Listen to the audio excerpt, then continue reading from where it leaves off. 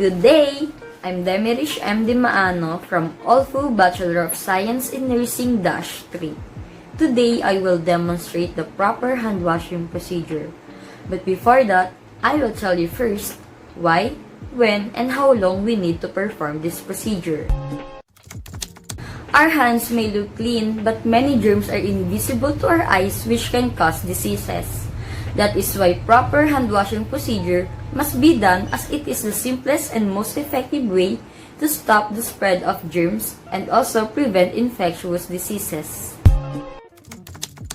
Based on CDC, or Centers for Disease Control and Prevention, during the COVID-19 pandemic, proper hand washing procedure must be done after touching surfaces that may have been touched by others, just like doorknobs and tables, after going to public places, and also before touching the face, particularly the mouth.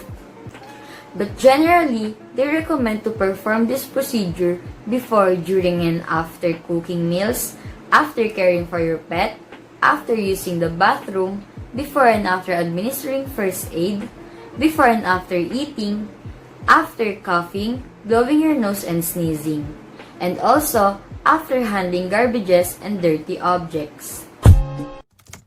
Proper hand washing procedure must be done for 40 to 60 seconds to really get rid of dirt and microorganisms. First thing we need to do is to assess our hands for cuts and breaks in the skin and cuticle, because poor hand hygiene in an open area in the skin provides areas in which microorganisms can grow. That's why it should receive extra attention when cleaning. Next is that we need to remove any jewelries, including the wristwatch, in order to suspend the dirt and germs so they can be easily removed when washed. After that, do not touch any part of the sink as we consider it contaminated, and then just open the faucet, adjust the flow of water to its appropriate flow, because if it has too much force in it, the water might splash and microorganisms might spread in the area, especially our clothes, causing contamination. During the procedure, we must put our hands in a downward position to ensure that the contaminated water drains down the sink, not on our wrist or elbow. Now let's proceed to the step-by-step procedure. Step 1. Lower the forearms and hands and wet with water.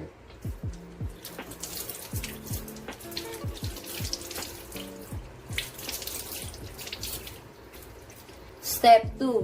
Get either a bar or a liquid soap and lather it thoroughly.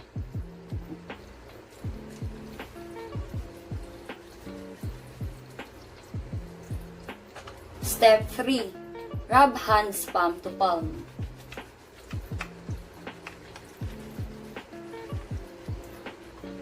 Step 4. Right palm over left dorsum with fingers interlaced and vice versa.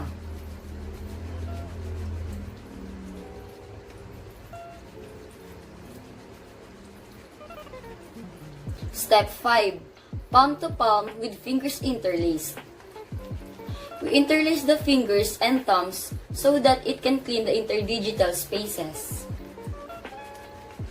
Step 6. Backs of fingers to opposing palms with fingers interlocked to each other.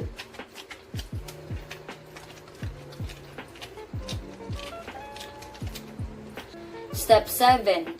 Rotational rubbing of left thumb clasped in the right palm and vice versa. Step 8.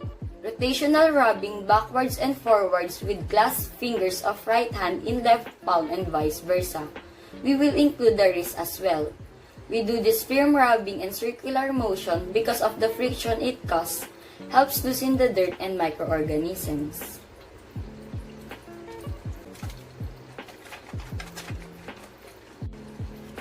Step 9. Rinse hands with water.